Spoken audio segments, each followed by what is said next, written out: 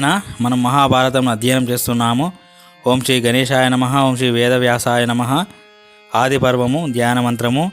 నారాయణం నమస్కృత్య నరం చైవ నరోత్తమం దేవీం సరస్వతీం వ్యాసం తతో జయముదీరయేత్. నారాయణ స్వరూపుడైన శ్రీకృష్ణునికి, నరోత్తముడైన అర్జునునికి, వారి లీలను ప్రకటించే సరస్వతీదేవికి, దానిని రచించిన వ్యాసునికి నమస్కరించి ఆసుర భావాలను తొలగించి అంతఃకరణ శుద్ధి కలిగించే మహాభారతాన్ని అధ్యయనం చేస్తున్నాము. ఈరోజు చిత్రాంగద విచిత్ర వీర్యుల వారి గురించి వైశంపాయనుడు చెప్తున్నాడు. జనమేజయ, శంతనుని భార్య సత్యవతికి చిత్రాంగదుడు, విచిత్ర వీర్యుడు అనే ఇద్దరు కొడుకులు కలిగారు. ఇద్దరూ తెలివైన వారు, పరాక్రమవంతులు. చిత్రాంగదుడు బాలునిగా ఉండగానే శంతనుడు స్వర్గస్థుడయ్యాడు. భీష్ముడు సత్యవతి సమ్మతితో చిత్రాంగదుణ్ణి రాజసింహాసనపై కూర్చోపెట్టాడు. అతడు తన పరాక్రమంతో రాజులందరినీ ఓడించాడు. అతడు మనుష్యులెవరూ తనకు సాటి రారని భావించాడు.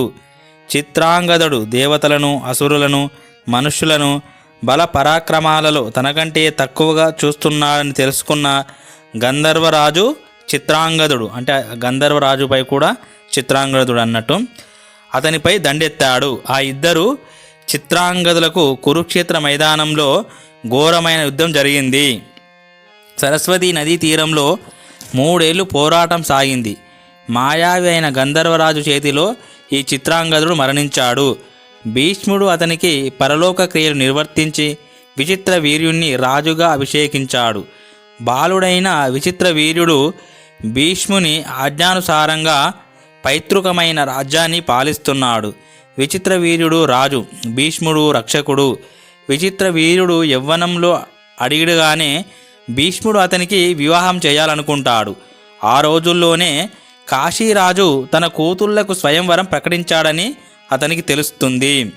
అతడు తల్లి అనుమతి తీసుకొని ఒక్కడే రథమెక్కి కాశీకి పయనమవుతాడు. స్వయంవరంలో రాజులను పరిచయం చేసేటప్పుడు శంతను కుమారుడైన భీష్ముడిని ఒంటరివాడని, రుద్రుడని తలపోసిన సుందరీమణులు అతన్ని దాటుకొని ముందుకు సాగిపోతారు. వారు అతనిని రుద్రునిగా భావిస్తారు. అక్కడ కూర్చున్న రాజులు కూడా అందరూ తమలో తాము నవ్వుకుంటూ ఈ భీష్ముడు బ్రహ్మచారిగా ఉంటానని ప్రతిజ్ఞ చేశాడు. జుట్టు నెరసి శరీరం ముడతలు పడిన ఈ ముదుసలి సిగ్గు విడిచి ఇక్కడికి ఎందుకు వచ్చినట్లు అనుకుంటారు. ఇదంతా వింటున్న భీష్మునికి రోషం వస్తుంది.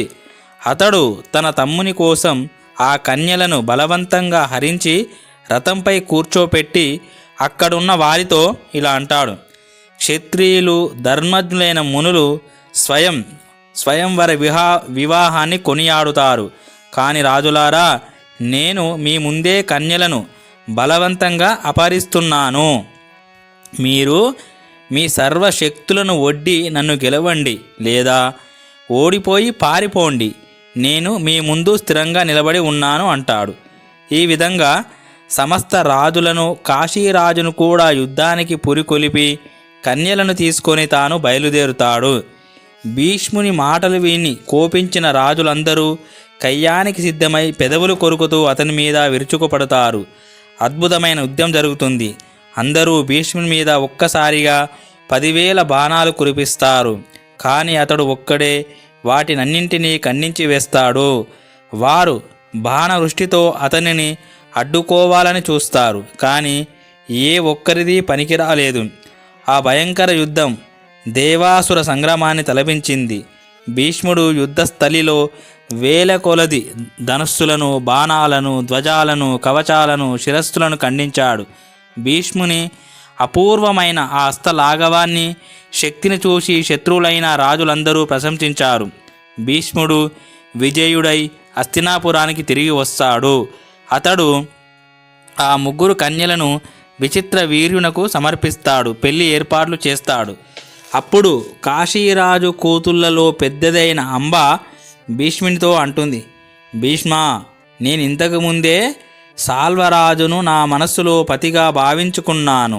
ఇందుకు నా తండ్రి కూడా సమ్మతించాడు. నేను స్వయంవరంలో కూడా అతనినే ఎన్నుకున్నాను. మీరు ధర్మజ్ఞులు. నా ఈ మాటను చిత్తగించి ధర్మానుసారంగా నడవండి అంటుంది. భీష్ముడు బ్రాహ్మణులతో ఆలోచించి అంబను ఆమె ఇష్టానుసారంగా వెళ్ళమని అనుమతిస్తాడు. మిగిలిన అంబిక అంబాలికలను ఇద్దరిని విచిత్ర వీర్యునికిచ్చి వివాహం జరిపిస్తాడు. వివాహ అనంతరం విచిత్ర వీర్యుడు యవ్వనంతో ఉన్మత్తుడై కామాసక్తుడవుతాడు. అతని భార్యలిద్దరూ అతనిని ప్రేమతో సేవించసాగారు. 7 ఏళ్ల వరకు విషయసుఖాలు అనుభవిస్తూ ఉండడంతో నిండు యవ్వనంలోనే అతనికి క్షయవ్యాధి సోకింది. ఎంత చికిత్స చేయించినా ఫలితం లేక అతడు మరణించాడు. దానితో ధర్మాత్ముడైన భీష్ముని మనస్సు గాయపడింది. అయినా అతడు ధైర్యం చిక్కబట్టుకొని బ్రాహ్మణుల సలహాను పాటించి విచిత్ర వీర్యునకు ఉత్తరక్రియలు జరిపించాడు. కొన్ని రోజులకు వంశాన్ని రక్షించాలనే ఉద్దేశంతో సత్యవతి భీష్ముని పిలిచి, నాయనా భీష్మ, ఇప్పుడు ధర్మ పరాయణుడైన తండ్రికి పిండదానం చేయడం, కీర్తిని, వంశాన్ని రక్షించడం అనే భారాలు నీ మీద ఉన్నాయి. నిన్ను సంపూర్ణంగా విశ్వసించి నిన్ను ఒక కార్యంలో నియోగిస్తున్నాను. అది నీవు చెయ్యాలి. చూడు, నీ తమ్ముడు విచిత్ర వీర్యుడు ఈ లోకంలో సంతానం లేకుండానే పరలోకవాసి అయిపోయాడు. పుత్రార్తినులైన కాశీరాజు కూతుళ్ళ యందు నీవు సంతానాన్ని ఉత్పాదించి వంశరక్ష చేయి. నా ఆజ్ఞ మన్నించి నీవు ఈ కార్యం చేసి తీరాలి. నీవు స్వయంగా సింహాసనం మీద కూర్చో, ప్రజలను పరిపాలించు అంటుంది. కేవలం తల్లి సత్యవతియే కాకుండా రక్త సంబంధీకులందరూ అలాగే చెప్పారు. అప్పుడు భీష్ముడు అంటాడు, అమ్మా, నీ మాట ఉచితమే, కానీ మీ వివాహ సమయంలో నేను ఎట్టి ప్రతిజ్ఞ చేసి ఉన్నానో మీకు తెలుసు. నేను మళ్ళీ ప్రతిజ్ఞ చేసి చెప్తున్నాను.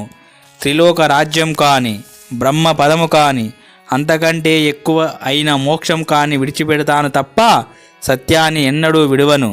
భూమి గంధాన్ని, జలం రసత్వాన్ని, తేజస్సు రూపాన్ని, వాయు స్పర్శను, సూర్యుడు ప్రకాశాన్ని, అగ్ని ఉష్ణత్వాన్ని, ఆకాశం శబ్దగుణాన్ని, చంద్రుడు శీతలత్వాన్ని, ఇంద్రుడు తన బల పరాక్రమాలను, ఇంతెందుకు ధర్మరాజు అయినా సరే తన ధర్మాన్ని విడిచిపెట్టినా గాని నేను నా ప్రతిజ్ఞను విడిచిపెట్టాలనే సంకల్పం కూడా చేయను అని గట్టిగా చెప్తాడు. భీష్ముడు తన ప్రతిజ్ఞను పునరావృత్తి చేయడం విన్న సత్యవతి అతనితోనే సంప్రదించి అతని నిశ్చయానుసారంగా వ్యాసుని స్మరించింది.